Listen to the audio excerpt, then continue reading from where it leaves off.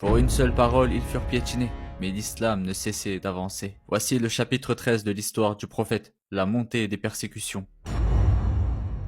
Quand Mohammed a.s. appela ouvertement à l'islam, Quraysh ne resta pas silencieux.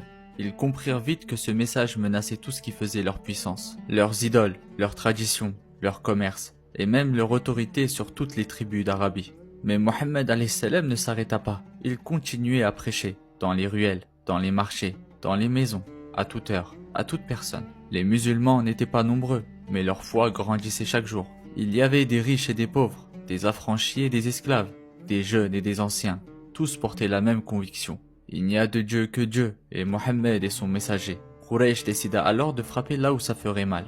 D'abord par la moquerie, puis par les coups, et enfin par la torture. On riait au passage du prophète, on le traitait de fou, de sorcier, de menteur. Certains jetaient des entrailles de bêtes sur son dos pendant la prière. On insultait les croyants dans la rue. Puis quand cela ne suffit plus, on sépara les familles. On enferma, on battit, on humilia. Bilal, esclave abyssien, fut allongé sur le sable brûlant, un rocher lourd écrasant sa poitrine. Et chaque fois qu'on lui ordonnait de renier Dieu, il répondait d'une voix faible mais ferme. Ahad, Ahad.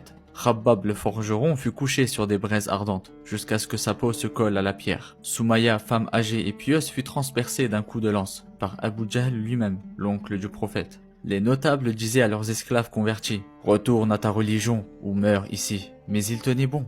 Ils pleuraient parfois. Ils tombaient souvent, mais leur cœur ne pliait pas. Mohammed sallallahu alayhi wa sallam voyait tout cela. Il souffrait pour eux, mais ne pouvait pas protéger chacun. Alors il leur disait seulement, « Patientez, le paradis vous attend. » Et c'est dans cette épreuve que l'islam devint plus qu'un message. Il devint un combat intérieur, un lien sacré entre Dieu et ceux qui l'invoquent dans la douleur. Un appel qui traversa les cris et le sable et demeura dans les cœurs.